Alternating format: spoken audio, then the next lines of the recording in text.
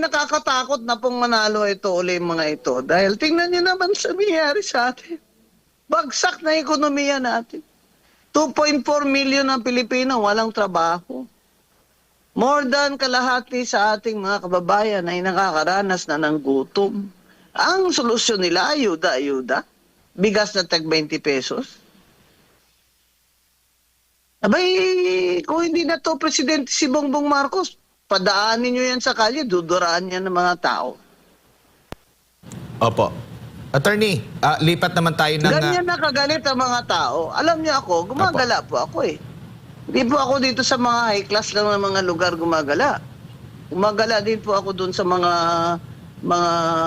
what do you call this, yung mga market. Oh, kausap ko mga rider, mga street cleaner, mga labandera. Talagang papatayin na tayo sa gutom nitong BBM gang na ito. Naman sabihin ni Torre na hihilahin ko yan. Doon na talaga ako, nagalit na ako doon. Bakit na wala namang modo ito? Wala na.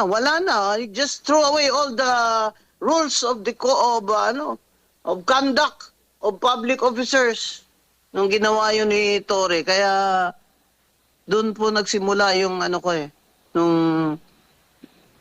naging vocal na ako sa pag-treatment nila doon sa kay Digong. Lahat naman ng ginagawa nitong BBM gang na ito political. Impeachment niya yan, political. Itong sa what do you call this, EJK, political din ito. It may not have started as political on the part of BBM gang, pero yung paghuli sa kanya, pag-capture, they just really bodily, whisked him to the Hague. That's political. Kasi may choice doon si BBM na hindi niya ibigay. Tingnan niyo ang Israel. Tingnan niyo yung si Putin. Kasi they are strong countries. Napakaganda ni Attorney. Good morning. Attorney, ito nga po, ano pong reaksyon ninyo? Nitong narinig po ninyong balita na 8 individual nga ng nagdaang administrasyon ay pinangalanan ng ICC prosecution na kabilang nga doon sa tinatawag na indirect co-conspirator. Pwede ho ba niyong paliwanag yan sa ating mga kababayan? Ano nga po ito? Kaya sila dinadamay dyan na indirect conspirator kasi kailangan mapatunayan ng prosecution doon na yun ay isang planado o naging policy. Hindi lamang siya parang random ba? Yung crime, na sinasabi nilang crime, yun ay isang policy nung administrasyon daw ni former mayor. Mayor ba yata noon si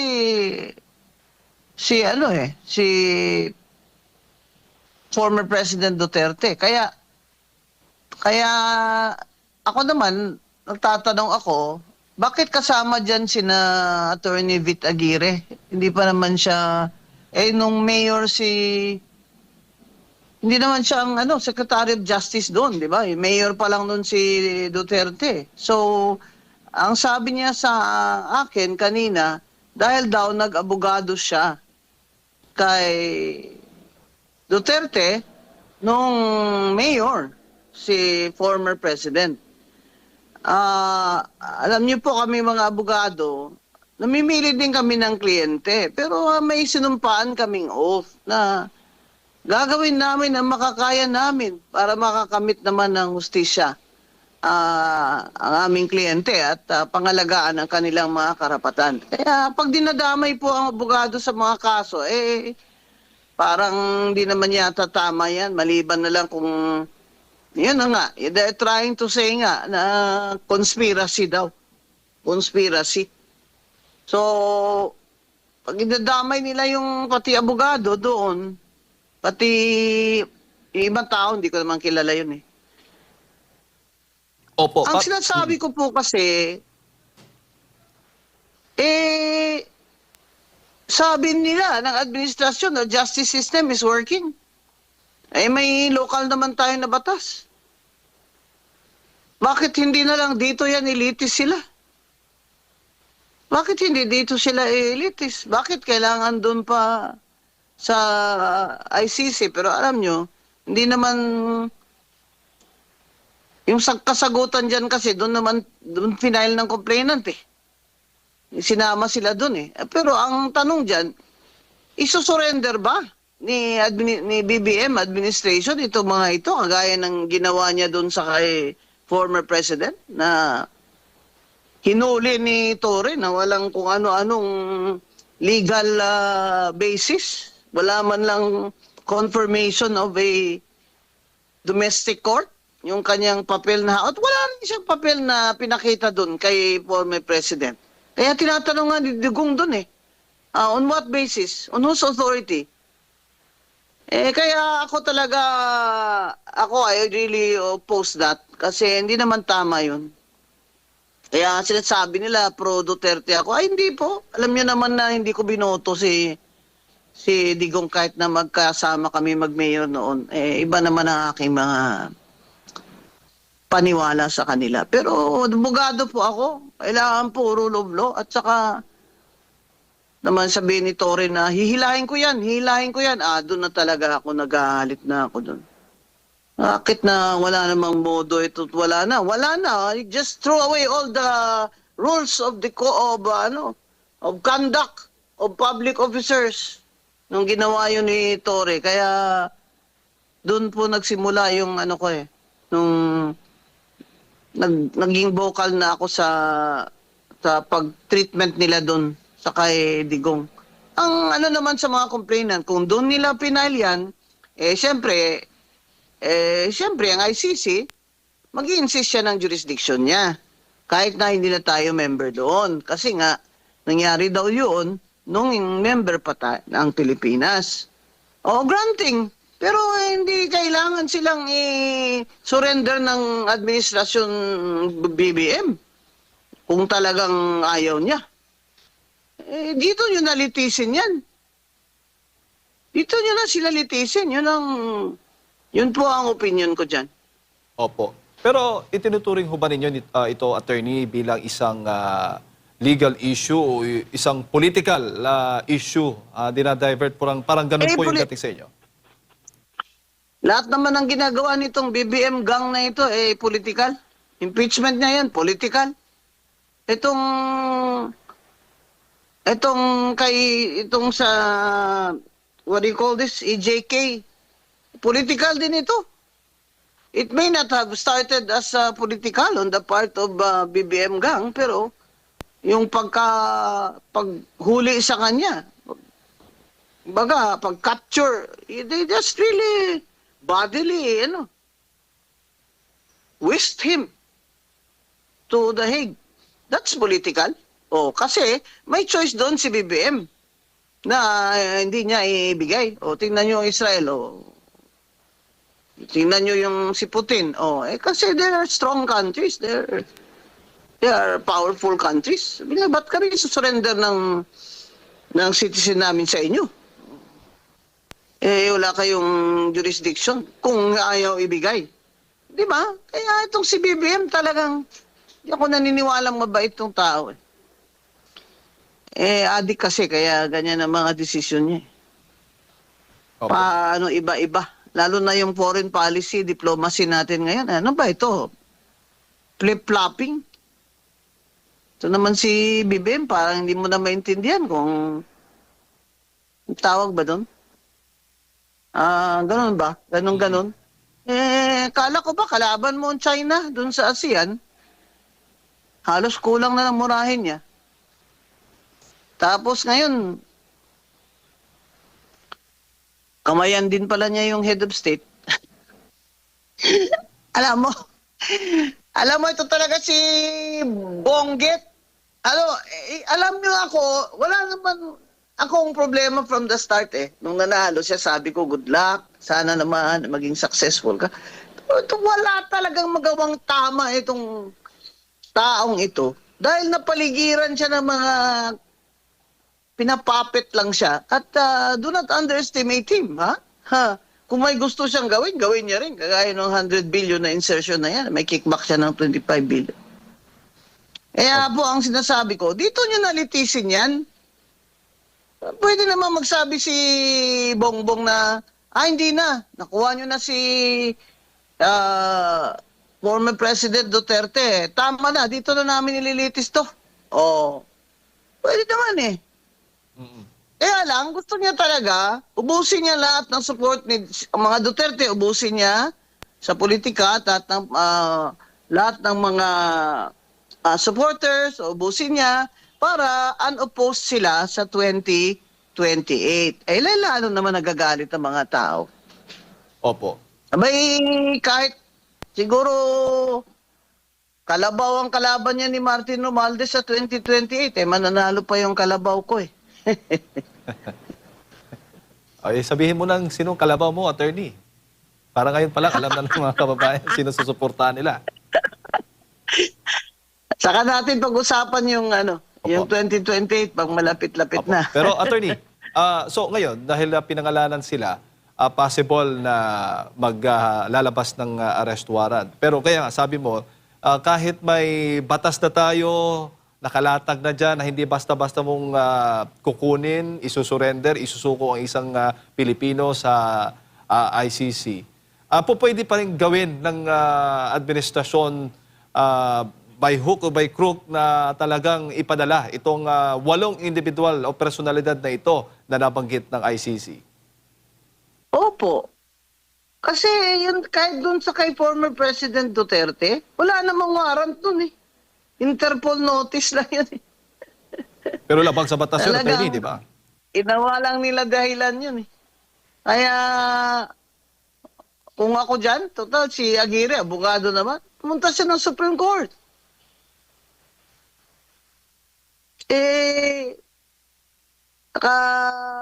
Noon sa kay former president, nagtago sila lahat. Si Tory lang yung, nila, hinarap nila sa tao. Parang,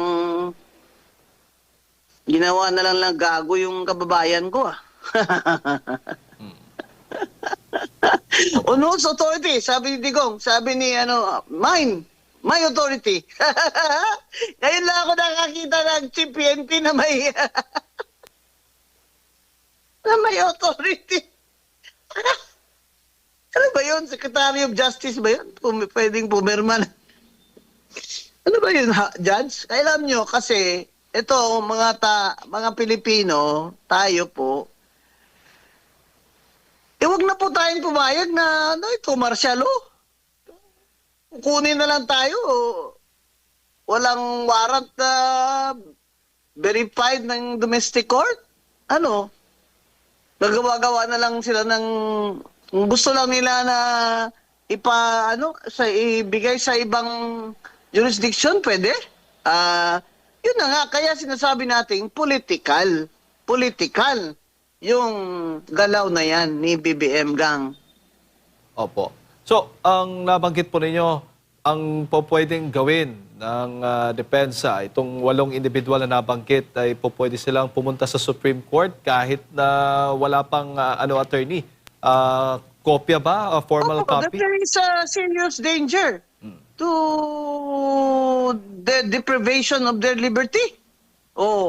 Kaya lang ayoko mag-abogado dyan kay Aguirre kasi matalino naman yan eh. Opo. Okay. Pero, pumunta sila ng Supreme Court para matestingan na ito. Magka-landmark case na ito. Opo. Grabe. Attorneys, Grabe na. Ano bang ginawa ng BBM Gang na ito sa bayan natin? Kaganda-ganda ng... wala na. Pati ekonomiya, bagsak. Hindi lang bagsak, wasak na. Corruption index, abay salutatorian na tayo dyan sa corruption. Malapit na po tayong maging valedictorian itong si BBM. Tapos sasabihin niya, hindi naman po tayo number 1 sa corruption, sa pinaka-corrupt. Third lang tayo. Okay na po yung third. BBM. Magnanakaw ka talaga eh. Attorney si Partner Admar, kasama ko po dito, may mga karagdagang katanungan po. Attorney, maayong aga, maayong buntag. Nabanggit nyo rin kanina na yung pabago-bagong isip ng ating Pangulo kasi in fact noong April 15, nung siya ay nakapanayam ng grupo or ng Foreign Correspondents Association of the Philippines, April 15 yata ito, 2024, ginit siya during that time na hindi niya isusurrender kahit may warrant of arrest itong si kay Pangulong Rodrigo Duterte from ICC. Hindi ba siya pwedeng mayroon ba siyang maaaring pananagutan dito po, attorney? At may ituturing na po ba itong pagsuko sa ating soberanya? Kasi kinikilala din niya na wala na sa ating jurisdiction kahit hindi pwedeng umiral yan sa bansa. Hindi naman siya nasusurrender ng sovereignty. Pero nagpapakita siya na talagang weak siya na leader. Abay, kung strong leader ka, di dapat dito mo niliti si Digong. Bakit? Si GMA, dito na naman nila kinulong. Dito rin nila kinulong. Yung pinail kasi yan ng complainants at the time, si Duterte pa ang presidente, if I am not mistaken. Hindi na siya presidente nung dinakip siya. Bakit? May local naman na batas dyan. Yun nga naging basis din nila eh. Bakit din daw nila na kailangan ng...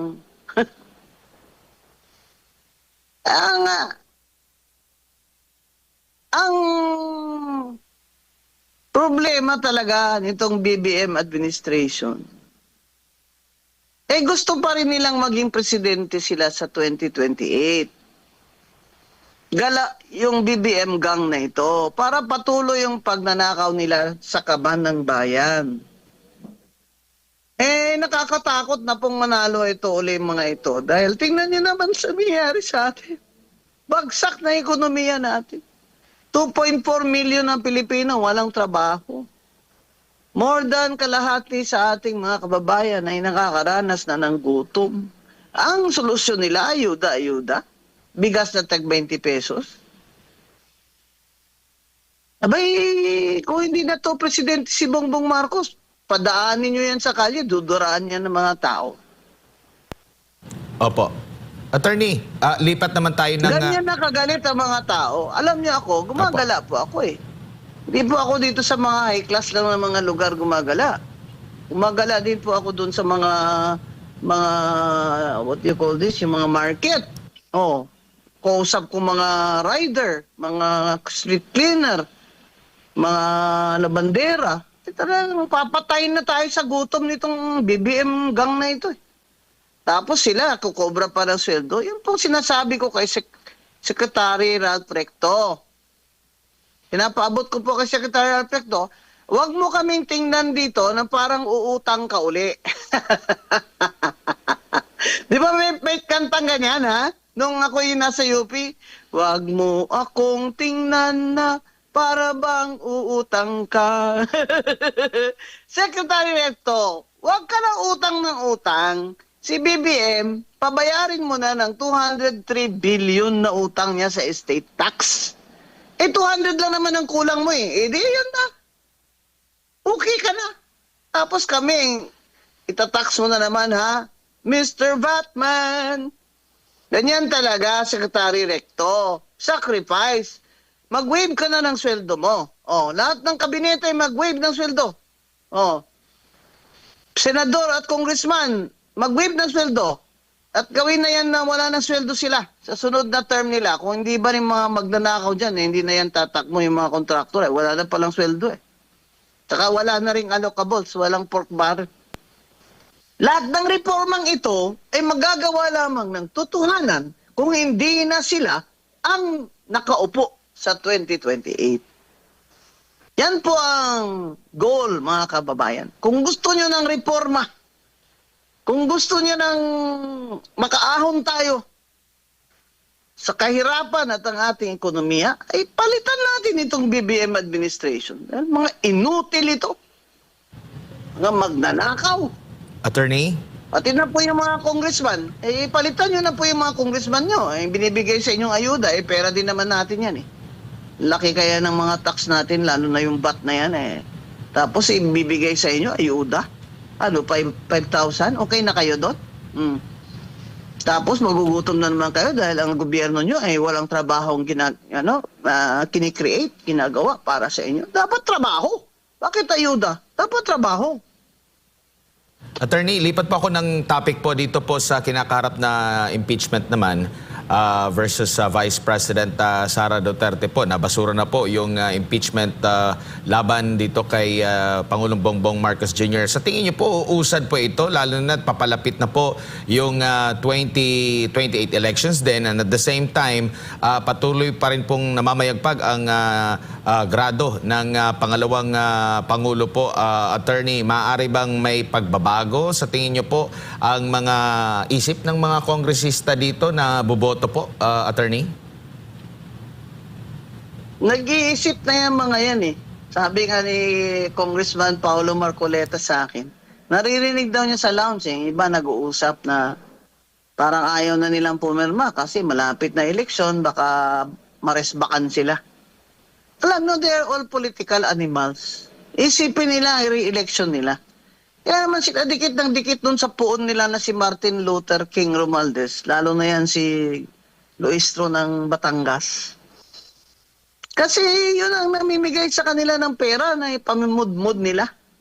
Pamudmud nila yung pera natin, parang kanila. Yan lang po ang incentive nila doon. Ngayon, kung tanggalin mo yan, wala na silang ayuda. Hindi na bawal na silang magbigay ng mga pangalan. Wala na silang allocable. Diretso na ni Secretary Dizon doon sa mga LGU. Kung anong kailangan. Dapat according to an economic plan naman. Grabe naman. Kung tayo nyo lahat yan, basketball court. Kung tayo nyo lahat yan, waiting shed. Ano nangyari sa atin? Yung dapat i-prioritize nyo. For example, LGU magpapagawa. Pero unahin muna ha, school buildings. Di ba? O tsaka yung farm to market road na yan, yan naman yan ang bagong flood control scam eh. Yung farm to market road kasi hindi naman makikita yung road na yan doon sa tuktok ng bulkan. Lalagyan nila. Kaya etong impeachment na ito kay Vice President, posibleng i-dismiss nila. Sasabihin nila, lacking in substance. Kasi confidential fund ang basis. Meron ng COA unmodified finding na pumasa na sa audit ng COA yung confidential fund na 129 million. Compare mo naman sa ilang bilyon-bilyon mo ninakaw ng mga magnanakaw na congressman dyan at DPWH. Kasama pala yung mga taga-Malacanang, yung mga undersecretary pala na naglalagay din sila ng mga sarili nilang flood control tsaka unprogrammed funds. Grabe. PBM, may sakit ka na ngayon, kaya ganyan. Lahat ng pera mo dyan, isaksak mo dyan sa tiyan mo. Attorney? Mga kababayan, ako po ay nananalangin na lang, gabi-gabi, na baka sa 2 taon naman po ay may light at the end of the tunnel. Basta wag nyo lang po silang ipanalo sa 2028 ay magkaka-reform tayo. Hindi pwedeng sila rin ang magre-reforma, sila rin yung sumira sa bansa natin at sa ating ekonomiya, sa ating mga kababayan. Kaya possible talaga na ma-dismiss nila yan. Pag may basbas. Kasi kahit na nag-inhibit si Sandro as majority leader, kunyari lang yun. Pag may utos, gagawin pa rin yun. Iaakyat pa rin sa Senado. Pero ito lang po ang sasabihin ko sa inyo. Dinidistract lang tayo ng mga ito para hindi natin nila panagutin si Martin Romualdez eh. Kung sino pakulong nila, si Bong Revilla, kung sino. Yung sinabi ni Bernardo, hindi lamang si Revilla, si Grace po kasama doon. Pero si Bong Revilla lang ang kinulong. Pwedeng iakyat nila. Sige, iakyat nila. Pero kailangan nila ng 2/3 vote ng Senado or 16 votes. O, bilangin nyo na kung may 16 votes sila. Wala silang 16 votes dahil 9 na ang hindi sasang-ayon sa impeachment. So, ilan lang kanila? 24 minus 9. Oy, mga batang grade 3. 24 minus 9. Ilan lang kanila? 15? O, 15. Kulang sila ng isa. Di ba? Kahit na sabihin pa nilang, hindi naman nag-attend si Bato nagtatago si Bato O di minus na yung sa total. Hindi. Kasi nakalagay naman sa konstitusyon dapat 2/3 ng buong Senado. So kahit absent, kahit abstain, 2/3 pa rin ang kailangan. 16, 16 ang kailangan nila na para ma-impeach ang Vice President. Lahat po ito, kung sa Bisaya, balabugay lang Para makalimutan natin yung mga magnanakaw dyan. Attention! Nasaan na si Martin Luther King Romualdez? Dapat yun ang makulong kasi yun talaga ang mastermind. Diba? Di naman pwedeng nagawa yung budget na yan. Saldi ko lang ang gumawa niyan. Ako, posible naman yun. Tsaka yan si BBM, dapat managot yan. Pag hindi na yan siya presidente, marami na siyang habla. Ba't siya pinirmahan yung budget na yan? Na doon nanggaling yung mga flood control na mga ghost at mga substandard para kikmakan nila. No. So, mga kababayan, ako naniniwala talaga ako may Diyos. May Diyos ang kalibutan. So kung hindi po natin ma-achieve yung justice ngayon ay darating din po yun. Tingnan nyo yung martial law. Ilang taon kami nagtiis dyan. Mas marami pa nagsakripisyo. Nagahasa, namatayan ng anak, asawa, kapatid, nangawala yung mga tao, desperasidos. Grabe. Pero dumating din ang araw na natanggal si Ferdinand Marcos. Kaya, mga kababayan, huwag din yun pong puro lang tayo panalangin. Kailangan magprotesta talaga tayo. Kahit sa Facebook lamang. Kailangan ho kayong makilahok sa pagprotesta sa corrupt na administrasyon ni BBM at ni Martin Romualdez. Attorney, may iba lang topic. Yes. Opo, isang topic na lang po. Patungkol naman po dito sa isinusulong po nila na mga priority na mga panukalang batas. Nandun po yung anti-political dynasty bill at ito pong pagtanggal o pagbasura sa travel tax. Ano po ang masasabi niyo po ukol dito po, Attorney?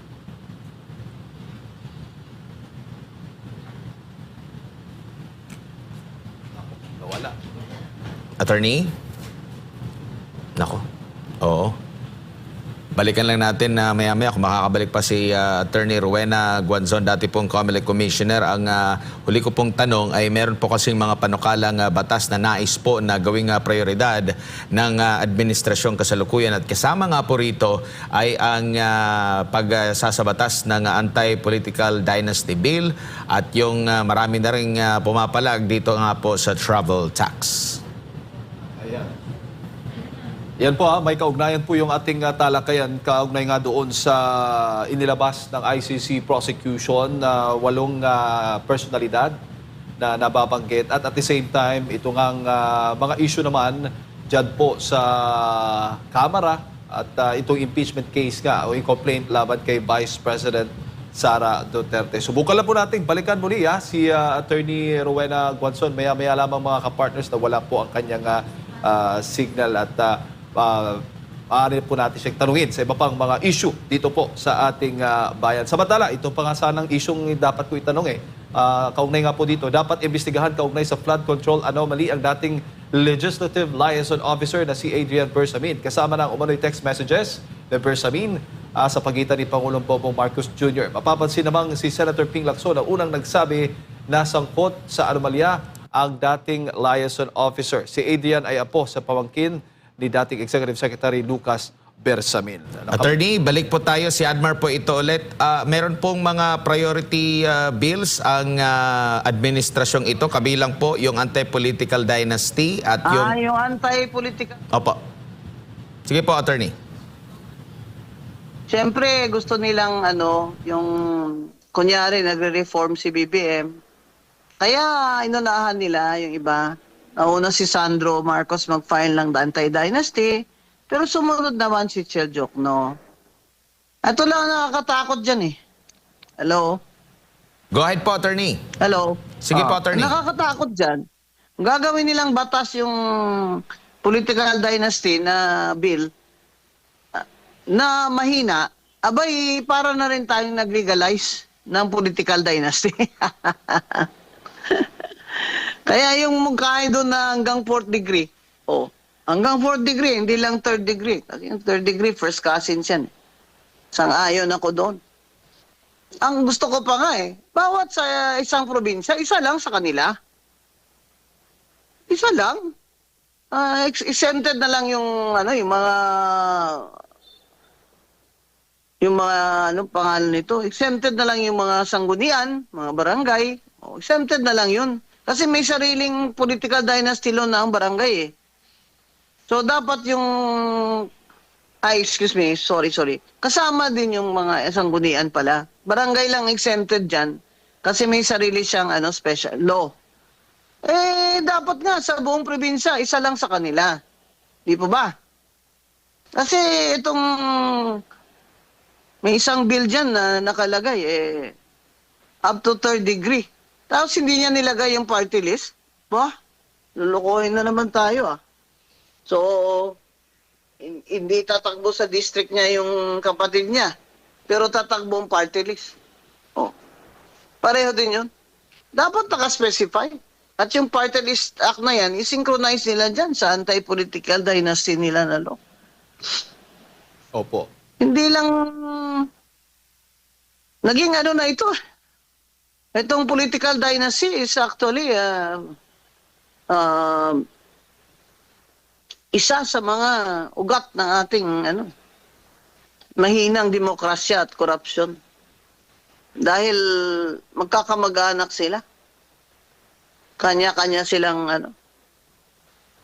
they control power. They have power not only in our economy, but even in their local economy. May balita nga ako, yung iba dyan Hindi ka daw pwedeng magnegosyo doon sa isang bayan kung hindi approve ng mayor doon at congressman na magkamag-anak naman. Dapat kahit na wala pang bill, pumirma na sila ng kanilang commitment na wala silang patakbuhing party list representative na kamag-anak nila within 4th degree kahit wala pang batas ngayon. Pero ito naman Comelec kasi. Di ba? Itong Comelec, tingnan mo itong Comelec, Andyan na nga sa konstitusyon na 3 times lang ang congressman. Siyempre kasama na dyan ang party list. Bakit di ba congressman yung party list rep? Pero si Chairman George Garcia ng Comelec ay pinuklaim pa rin si Eda Romualdez na pang-apat niya na ito. Tapos ang dahilan niya, it may be questioned later. Bakit i-question ko pa yan later? Dapat hindi nyo na inalaw yan. Pinasubstitute nila si Eda na mass resignation yun. Hindi Rowena Guanzon case. The Supreme Court said, hindi maganda. Grave abuse of discretion ng Comelec na pinasubstitute si Rowena Guanzon dahil nag-mass resignation bago siya nilagay as substitute. Ganun din naman ang kay Eda Romualdez. Pina-resign yung 3rd, 4th, 5th nominee. Pero in the first place, dapat as 6th nominee, disqualified siya. Kasi pang-apat niya na term. To naman mga ito, wala nang hiya talaga. Walang hiya-hiya na. Opo. Pero, attorney, nakikita po ninyo punteriya din po nitong... Last question na, kasi hindi Opo. pa ako nag-almusal. Alam Okay niyo, po, ang lola attorney. niyo, Okay. may diabetes. Okay. Ito na lang po, Kailangan attorney. uminom ng gamot. Opo. Reaksyon na lang po ninyo. Komento na lang po ninyo dito nga sa issue tungkol nga sa pagitan nitong si Yusek Adrian Bersamin. Itong palitan nga ng mensahe ni Yusek Adrian Bersamin at Pangulong Bongbong Marcos Jr. tungkol sa umunoy kickback sa mga flood control projects. Saan ang galing yung text na yan? Si Yusek Bersamin mismo ang nagbigay niyan? Ang sabi ni Congressman Sa source? Erice, ang source daw nila si Congressman Leviste. Pinakita daw ni Congressman Leviste yung palitan ng mensahe sa kanila ng ilang mga kongresista from minority. Pwede naman ma-verify yun eh. I-verify ang numbers. Basta pumayag sila or they're under investigation, the court can order. Diba? Na i-disclose yan ng mga Globo, smart na yan. Ako naniniwala ako dyan. Alam nyo, mga kababayan, hindi naman nangyari itong lahat ng mga pangnanakaw na ito, pandarambong sa atin ng mga ito. Kung si Bongbong mismo ay wala rin kanyang share, hinayaan nga niya yan kasi meron din siyang share, di ba? Kaya niya nga pinirmahan yung budget na yan kahit na alam niya na overpriced na lahat. Sobra-sobra na yung flood control projects kasi meron siyang share. Ngayon naman, yung budget natin, tingnan nyo, may unprogrammed funds pa rin. Yung sinasabi nga ni Dr. Winnie Monsod, na professor ko sa UP School of Economics, bakit nandyan pa yung unprogrammed funds na yan? Yan source naman ng pagnanakaw pa yan. Tsaka yung unprogrammed funds, ibig sabihin wala namang pera yan. Maghihintay ka pa kung merong revenue na darating. Ba't mo pa nilagay dyan? Kasi ano mo yan? Parang ano ba? Backup niya na alkansya yan para sa pagnanakaw niya. Ay, sinasabi nga, bakit nandyan pa yung program funds na yan? Dapat yung dinilit na yan ng Senado o dun sa BICAP. Ito naman kasi, ewan ko ba, ayaw ko na ng maraming kaaway pero sinasabi ko palagi yung totoo eh. Wala naman akong personal na away sa mga ito. Sinasabi ko lang po ang totoo. Kasi, ano naman po, ang usefulness ko sa buhay ko, na napaka binigay sa akin ng Panginoon at mga magulang ko itong talino ko, at katayuan ko sa buhay, at lahat ng mga work experience ko, mga naging teachers ko, lahat po ito binigay sa akin para ano, yun po, isipin nyo lagi, kung kayo po ay may mga talento, para ano, para sa sarili ko, hindi po, kailangan po talaga mahalin natin ang bayan natin. Kaya mga kababayan, panoorin nyo po ako, plug ko na to sa TV, Net25, bawat Miyerkules, alas 4 ng hapon sa Usapang Matino. Sa Net25 at Radyo Agila, alas 10 ng umaga, bawat Miyerkules. Huwag niyo po akong kalimutan araw-araw sa Tough Talk with Attorney Rowena Guanzon sa Facebook. Maraming salamat Thank you po po, sa attorney. SMNI. Opo,